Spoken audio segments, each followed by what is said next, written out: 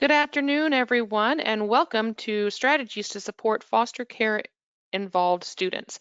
My name is Amy Julian, and I'm the director for the Illinois Center for Specialized Professional Support at Illinois State University. I hope you all had a wonderful Thanksgiving holiday and are doing well and are safe and healthy and at home. Um, Today we have a great session for you presented by our Associate Director for Equity and Outreach, Brittany Boston at the Illinois Center for Specialized Professional Support. As you know, this series is a bi-monthly series. It's going to continue through March, and we are highlighting a different special population each time we get together. So if you have missed a session, no worries. That is available on our website, and I'll throw that in the chat here in just a second. Just a couple housekeeping items before we get started. All of you are in listen-only mode, so that means that you are currently muted. However, if you do have a question, you can raise your hand. If you have a question that you want to ask, you can also post those in the question box, and then we'll be able to send that information out. I also wanted to direct you to the handouts. So in the handout section down there is the strategies, the super strategies document that we're taking a lot of the information that we're sharing with you today off of, and go ahead and download that for your personal file folders. So with that, I want to just first introduce, or without further ado, I'd like to introduce Brittany Boston, who is our speaker for today, who did a lot of the research and is responsible for the graphic design and putting these great documents together. So thank you, Brittany, and good afternoon. Yes, hello. Thank you guys so much for joining us this afternoon. As Amy said, we will be talking about strategies to support and encourage foster care involved youth to enroll into CTE programs. So before we get too far in, if you are not familiar with our center, which hopefully a lot of you are because we have been doing quite a few webinars and professional development events especially during this time of the pandemic, but we are the Illinois Center for Specialized Professional Support, and we are housed at Illinois State University. We create, support, and deliver professional development for career and technical education professionals across the state, and really focusing on transition, recruitment, retention, and completion, especially for those special populations learners. So for today's webinar, and if you have joined us for any of the other webinars within this series, we're keeping sort of that same format. We will be looking at how Perkins V defines foster care involved youth, and then discuss some of the possible challenges and barriers that these individuals may be facing when they are either in the secondary or post-secondary system. We'll look at ways to inform and recruit students, both for CTE and within the community college system. We'll discuss some supports and services that programs and institutions can put into place to help encourage the success of students that are involved in foster care. And then I really want to open it up for discussion and questions. You'll see towards the end that I have a couple of questions for all of you on the call. I want to hear kind of how you're supporting this special population. I think it's always beneficial to hear from programs themselves as to, the strategies that they are implementing. And then if you have any questions or comments for me, I will take those at the end and share out some additional resources, some webinars that we have done in the past that we have recorded and archived that I think might be beneficial to those on the call today. So let's go ahead and jump in to what we're here for today. So who are foster care involved students? You'll notice throughout this presentation, I do refer to this special population as foster care involved. When you look in Perkins V, it specifically says individuals that are currently in or have aged out of the foster care system. So this was sort of my way through some of the research that I've been doing and the terminology that has been used across the different states. This is a way not only to shorten that phrase, but to make it more, we like to use that person-focused terminology, right? So when we're talking about foster care involved students, foster care is the temporary service or temporary placement that is provided by a state agency who, for a multitude of varying reasons, cannot live with their biological families. So this individual has been removed from the home. Typically, it's referred to as an abuse or neglect, and those definitions can vary depending on, severity and what the different reasonings are. But they have been removed from their biological homes and have either been placed, which is the terminology that DCFS uses, placed into foster care, either with a relative placement, so that could be an aunt, a grandparent, or with an unrelated foster parent. And this placement can also refer to settings like group homes, residential care facilities, emergency shelters, or supervised independent living as well. And then in Illinois, youth age out or exit, depending on however you would like to look at that, the foster care system at the age of 21. And so this age does vary state to state. Some states are 18. But for Illinois, individuals can age out of foster care at the age of 21. So what are some possible challenges or barriers that individuals who have been involved in foster care may face? So lack of familial support. And again, all of this varies based on the individual student and their own individual experiences. You can have some individuals who are involved in foster care and they are in the system for a short period of time and they are reunified with their biological parents and things work out wonderfully. You have individuals who can go into foster care and go through the adoption process.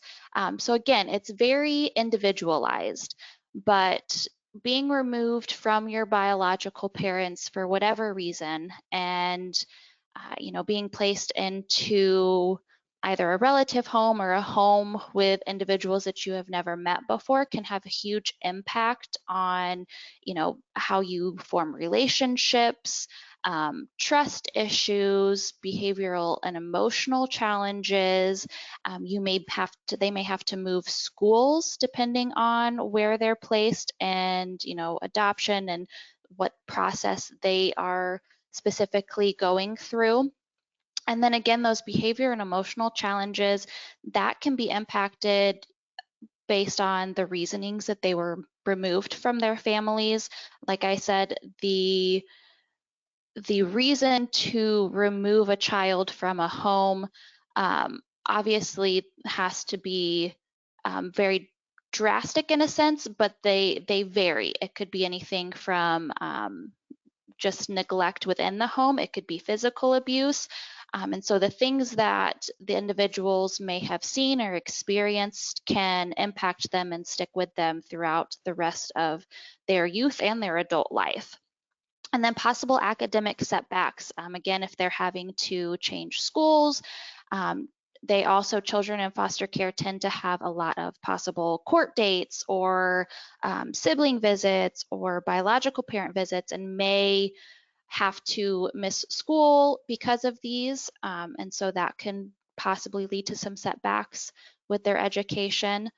And attachment issues. Again, depending on the age at which a child enters into the foster care system, depending on how long they are in the foster care system, the different number of foster families that they may have to encounter, all can impact their outlook on the world and the relationships that they build. So these are some possible barriers that individuals in foster care may encounter.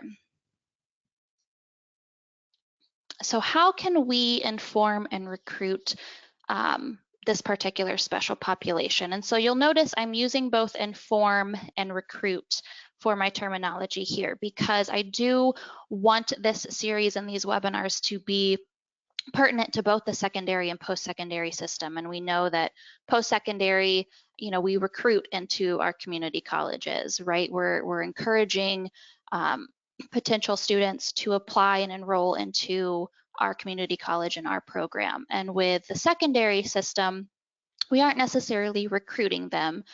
We tend to have a more captive audience there, right? But we want to be able to inform them of their options, especially when it comes to CTE.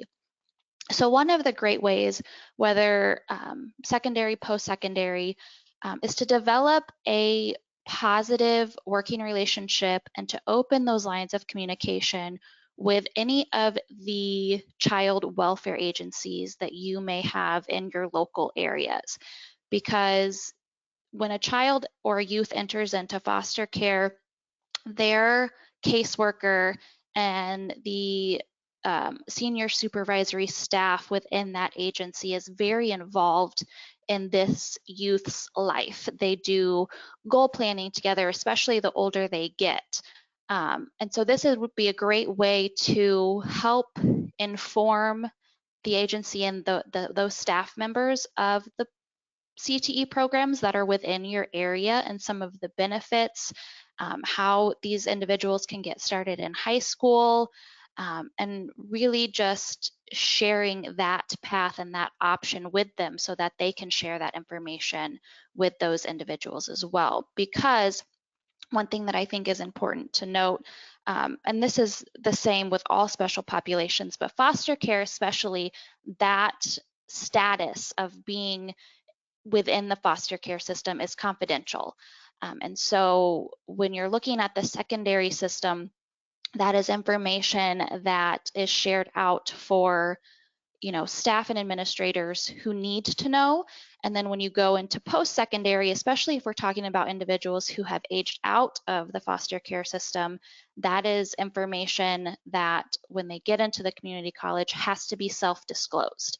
And so if you can build that relationship with these welfare agencies and support agencies within your communities, it's a great way to help spread the information and knowledge of CTE programs without having to necessarily single out an individual student. And then again, as you'll see when I discuss all of the special populations, that partnership and collaboration between the secondary and post-secondary systems is key. And I think that that's one of the wonderful benefits of a CTE program is that students can get started within junior high and high school and transition straight into post-secondary and move right along that pathway.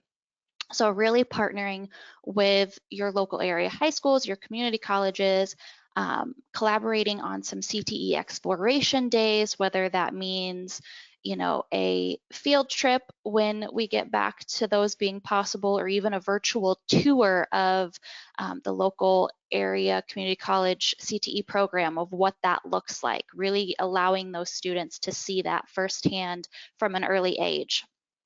And then also encouraging academic and guidance counselors to promote the benefits of CTE programs as well. A lot of times those counselors, those advisors are that first contact with our students, right? And then that continued contact, sometimes depending on what your procedures are when it comes to advising, if it's on a regular basis. And so making sure that they have the knowledge of the possibilities that are within the CTE programs and how that could possibly benefit those students. And then looking at those students, who are looking to further their education and being able to inform them of the support services available on campus through the community college prior to enrollment.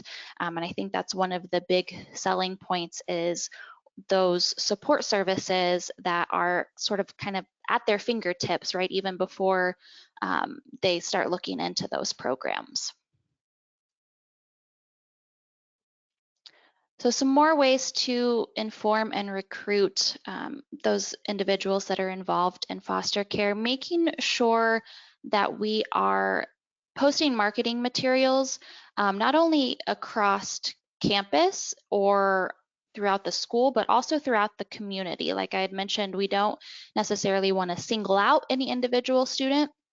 So if we are sharing those resources and those services that we provide across the community, across the board. We're informing everyone, and especially looking at those agencies that foster care involved youth may be utilizing. And now this is no way and means an exhaustive list, and your local area may have some different agencies that aren't even on here.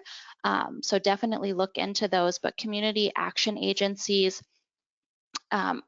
I personally worked with a community action agency in years past, and they have some amazing resources that can be utilized by anyone who meets the criteria, not just individuals involved in foster care, but they have Head Start, they have Early Head Start, those early childhood education programs. They have programs that assist with it's called LIHEAP. They assist with utilities and payment for that.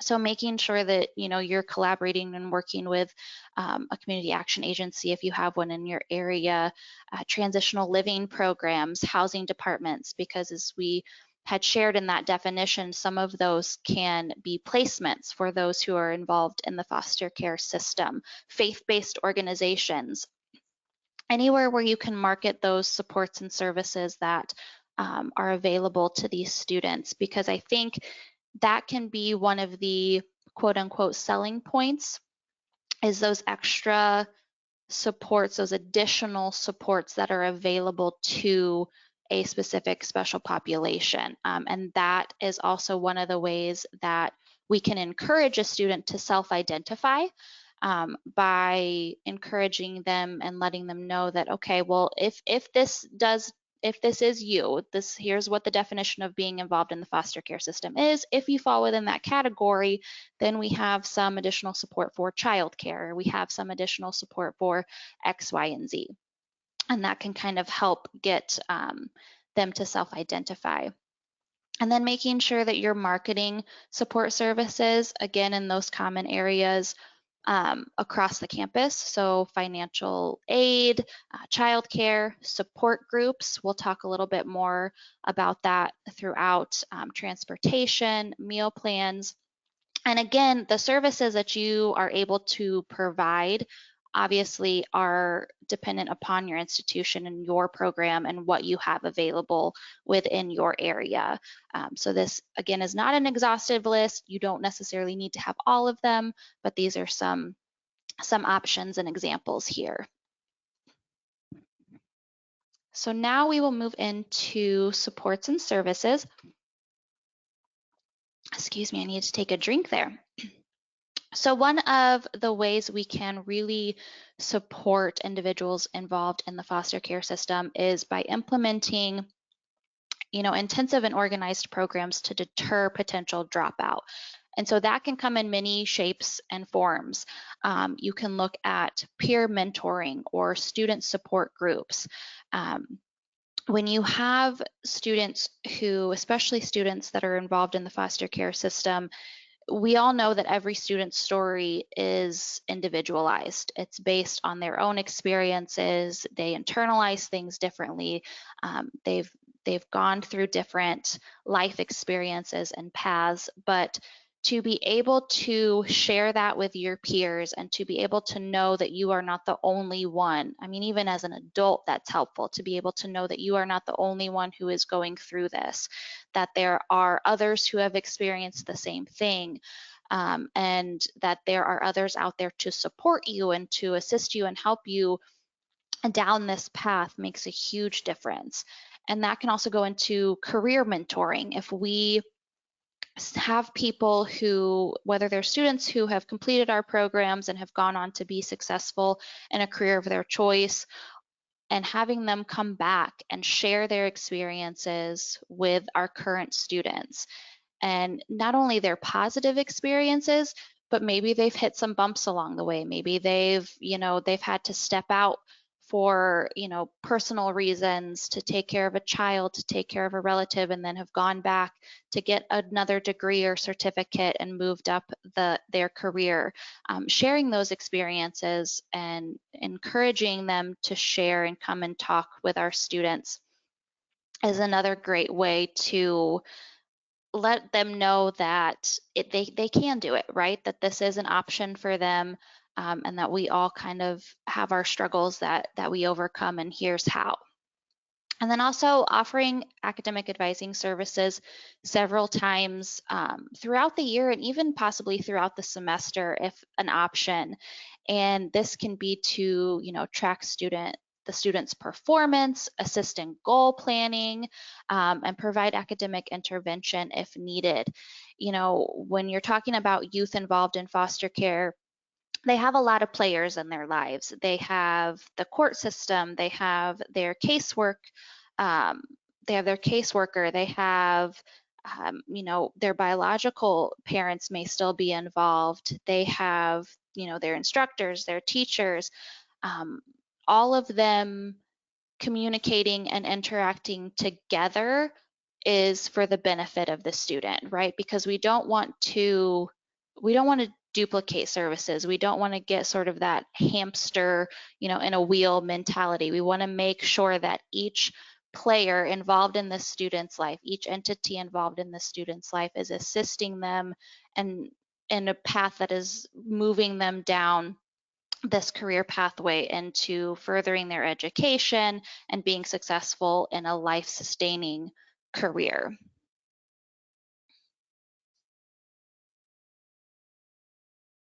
So we'll continue on with some supports and services. Connection for these students is key, and connecting with, community organizations locally that can help provide that additional assistance. Maybe that, I had mentioned before, depending on your program and your institution, you may not have the resources to provide some of these additional supports and services. Looking at what organizations and agencies are within your community and locally that can help to provide additional assistance to these students, and building that partnership and communication with them. And then also teaching these students to advocate for themselves. I think this is appropriate for students across the board, not just those involved in foster care, but eventually there will come a time where, in Illinois, 21, they age out of the foster care system, and then they're on their own. And it may be different in some cases because they may not have that family support like some students possibly do have. And so then to sort of teach and model those skills for them, allowing them to participate in school meetings, whether it's special education placement discussions or transition planning. Again, as I had mentioned, those those advising meetings, and really having the student be an active participant in their lives and their planning and what their goals are and what their path looks like, what their motivations are, what their plan is down the road, and encouraging them to be an active player in that.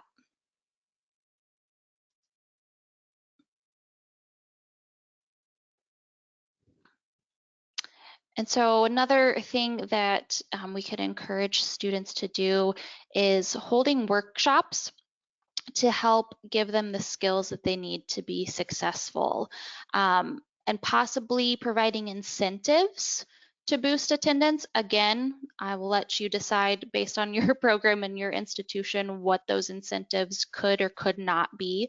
But looking at things like volunteering, job shadowing, school-based enterprises, youth apprenticeships, paid work experiences, not only do these activities give them a hands-on idea of, what their career choices or options may be, what their interests are, but this also builds that connection to the community that they're in, to, employers, and it helps build that connection in those relationships.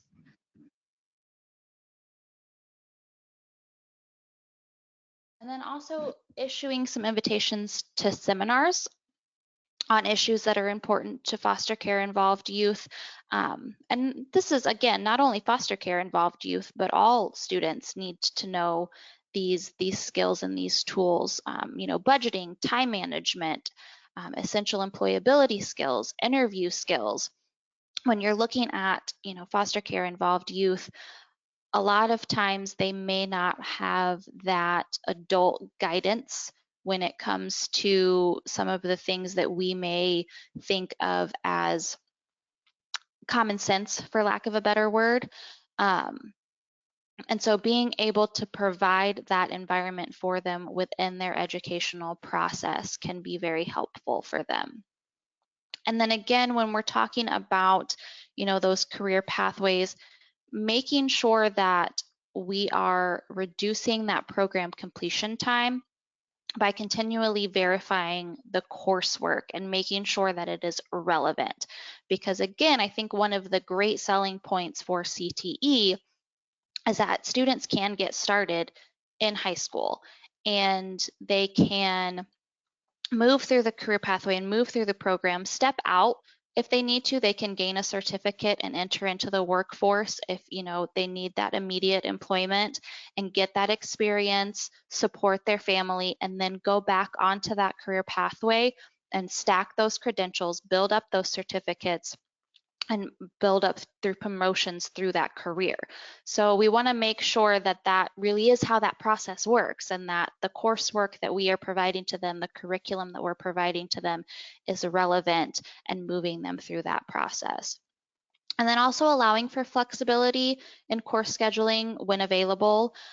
Like I had mentioned before, when you have individuals who are involved in foster care, they may have court dates, visits with biological families. And I know from my experience of working within foster care, they try to schedule those without pulling students out of school, without having students miss, jobs and classwork and everything. But sometimes, especially when you're talking about court cases, it's based on when the judge is available. And so it's not always something that can happen that way. And so just making sure that and teachers and instructors are aware of that and allow for that flexibility. And then create program maps. And this can help to show the student kind of what that looks like, and then also anticipate the needs of possible part-time students as well. And if this is something that they're interested in, giving them kind of a visual of what that looks like for them to move throughout the program while still being able to work or parent or whatever else is on their plate at that particular time. So I have moved through these kind of quickly, but I want to hear from you guys. I want to know what your programs are doing. If you're currently supporting foster care involved students, how does that look?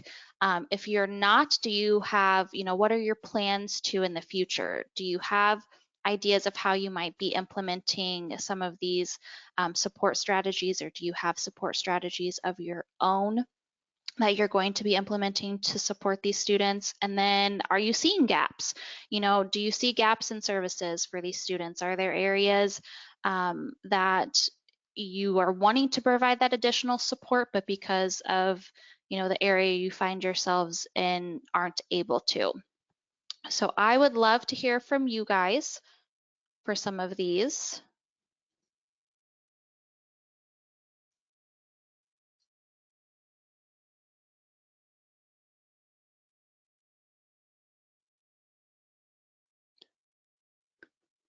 Okay, so it does look like we have a Sorry, question.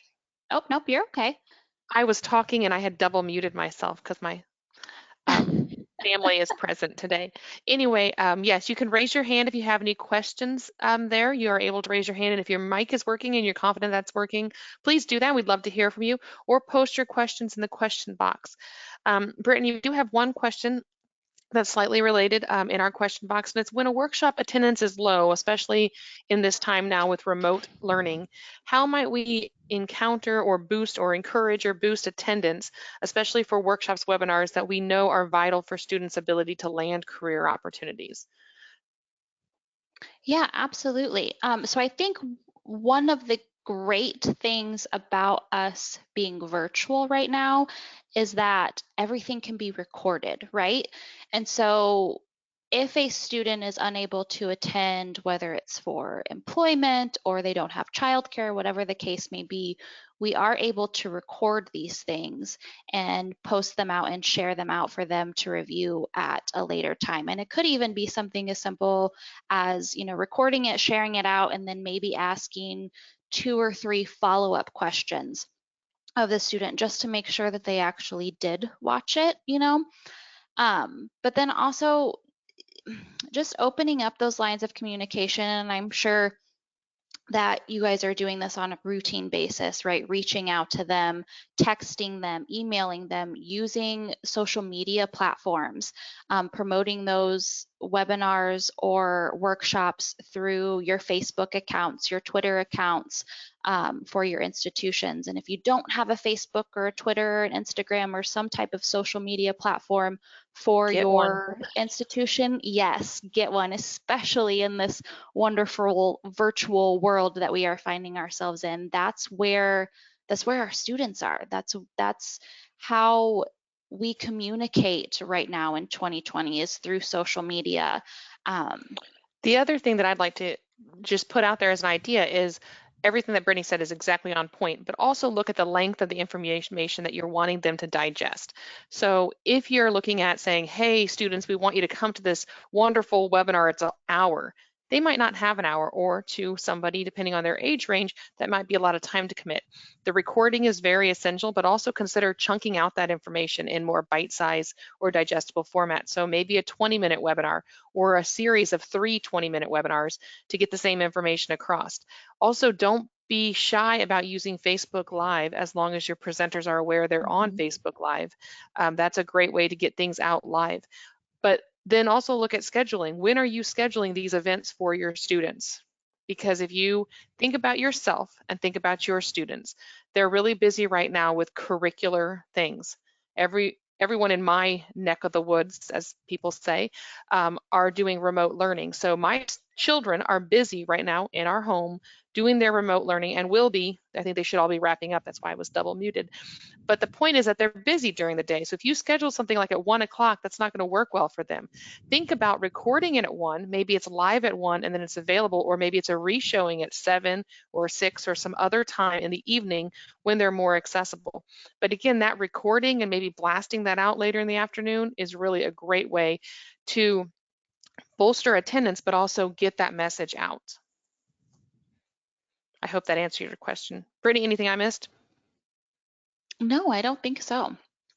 Yeah, I And think that, again, social media right now, I think is huge because it's a great way to not only promote our programs, but also, if you can, have students who have completed your programs, who have been successful within your programs and moved on to careers, encourage them, reach out to them and say, hey, could you, if you feel comfortable, could you share a little something on our program Facebook page of what your experience was like moving through the program and what you found helpful and what helped you be successful?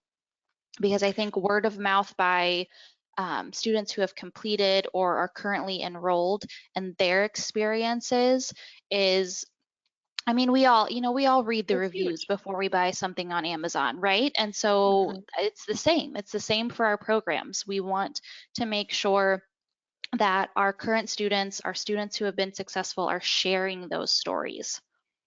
Well, word of mouth advertising, I mean, everyone will tell you that that is more effective than any other form of advertising that you have spent your time on. I am going to post here in the chat. This is a series that we did on recruitment, retention, and engagement. It does showcase adult education programs, but don't be hesitant about it. There are some amazing strategies in there, and there are some amazing, great things in there. So don't think that just because you're not an adult ed program, that's not going to pertain to you. It has a lot of great things, and it is worth your time.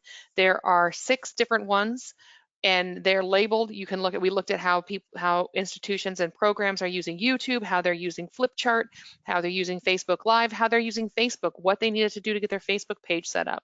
So to really look at your program, I think, I mean, I said it jokingly, like if you're don't have a social media mechanism, get one. I'm dead serious. You need to be on social media because that's where the world is right now.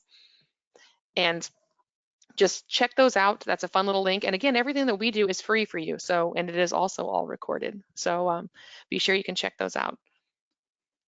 Yes, and I will say I'm going to move through to our resources here really quick because Amy beat me to it. But that is one of the additional resources that I put on. So the handout is the slides from today. So the link to the webinar series that Amy just mentioned is on there. Also the link to our special population super strategies, which is what this whole webinar series is built around. Those are on there because the webinar series really takes a deeper dive into each individual special population, but again, there's still more information that are on those super strategy documents, as well as the research and resources that were used to help build those. Those are on there as well, so take a deeper dive into those also. And then we also have a Universal Design for Learning webinar series that we did not too long ago, which really looks at how to shape your classroom and curriculum for all learners, because we know that our students, you know, their learning style is very individualistic. We all learn differently. Some of us are visual, some of us are auditory, and so UDL really looks at those different learning styles and how to be accommodating to all of them. So those are in the slides and the handouts for some additional resources. And And then I will UDL, also share, nope, you go ahead. I was gonna say, and UDL Let is me also a UDL great example of us practicing what we preach. So one of the great things about universal design is it says, put the information out there so it's accessible. So you have our presentation now. It's also on our website, but you have it now. And you're able to do those things. If you're looking for practices around universal design, we've done tons of series on those. So check out those websites as well. But there's little tiny things you can do that really enhance your accessibility online. And that's so important in this day of fluidity where we're moving, our students are in person one day, remote the next day, in person the next day. We need to be responsive to their needs as well. Sorry to interrupt. Brittany, go right ahead. No, absolutely. Yeah, that's great. And if you do have any other questions or comments, please feel free to go ahead and type those in the questions or chat. But I do want to share, like Amy had mentioned and I have mentioned, this is a part of a series that we are doing bi-monthly. So before we move into winter break, we will be discussing some strategies to support economically disadvantaged families. And so that will be on December 15th at 2:30. All of them are at 2:30. And then once we come back from winter break, we will focus on English learners and students with disabilities. We do have them scheduled out through March, but again, like Amy had mentioned, that chunking, we just want to focus on a few at a time, right? And then move along. So those are the three that we have coming up. And again, there's links in there. It's on the handouts, so you can click on that link and register for those webinars.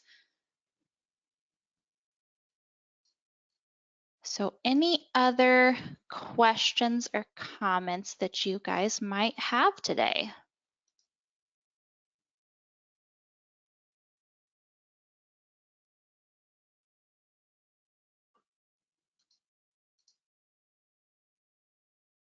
Okay, so I do see one that says, has it been your experience that high school guidance or academic counselors are receptive to the idea of putting out CTE offerings info to their students? So I cannot speak to that directly as I don't work in a high school or community college environment. But I think, as with anything, it is how you sell it to someone, right? If you build that relationship and open that communication with, you know, the guidance counselor, with those academic advisors, um, there's really nothing any party can lose by them sharing these CTE programs and offering up that information to their students. And sometimes it may just be that they don't really know that much information about the program. They themselves are not familiar with it, and so they may not be able to talk the talk, so to speak, when it comes to sharing that program with the students. And so just making sure that, you know, your advisors and your counselors really are informed about the CTE programs and the options that they provide to the students and what that looks like, how a student moves through that program and can really speak to it to answer any of the questions that the students may have and help guide them along that path as well.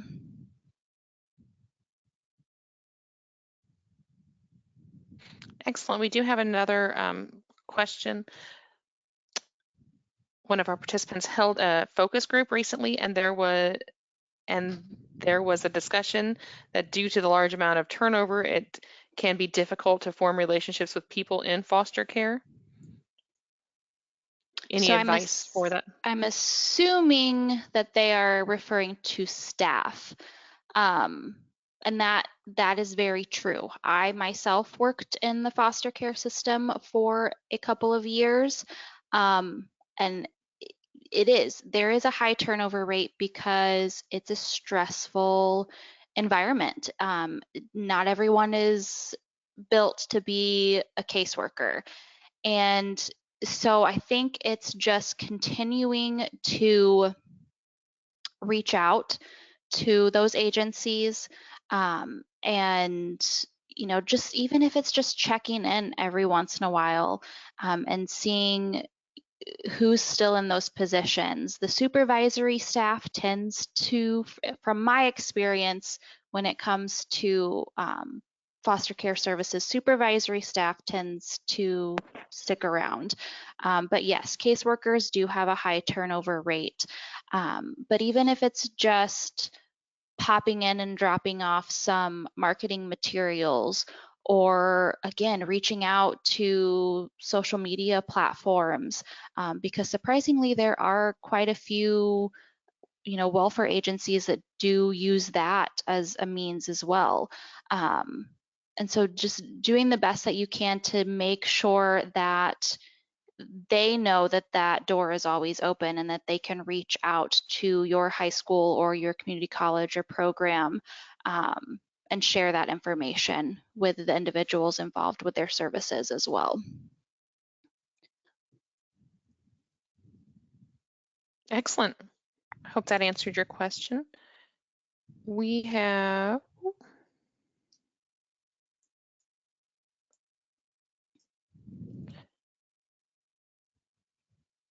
another comment. As a former school counselor, I would say yes, information is key. I took the time to investigate and know my students, which I applaud you for, so I could help them find the best fit in CTE programs. Look at it as long-term relationship building with your school Mm-hmm. counselors. I'm now an assistant director at the Career Center, so I'm promoting from the other side and some of the school counselors that need a little bit more encouragement and information to seek the value of the CTE programs I promote. So great, thank you for sharing that. Yeah, absolutely. And I think that goes across the board, whether we're talking about specific staff or students. Um, you know, we always say that you can't enter into a career if you don't know a career exists. And the same goes, when we're talking about advisors or guidance counselors, you can't encourage a student to enter into a program if they're not familiar with that program as well. And so again, it's all about just sharing information, sharing, educating on the programs and the resources that are available across the board for staff and students. And just, spreading the word about CTE. Be a CTE cheerleader in every aspect as much as you can. So we have one other comment that we have an individual who wants to share about a program that Oakton is doing, and it is a career skill and information technology, and it has 2 phases and can result in a CompTIA certification for both programs, and it is online and can be completed in 6 months. It is a one-time grant-funded program, and this individual wants to be sure that it is shared because the audience supports our most vulnerable populations at this time. So if you're interested in that, I will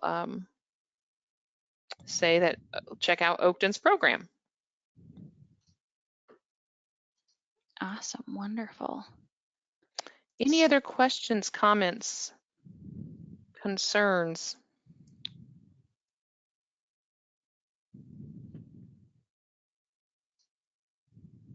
Okay, you can wrap us up, Brittany.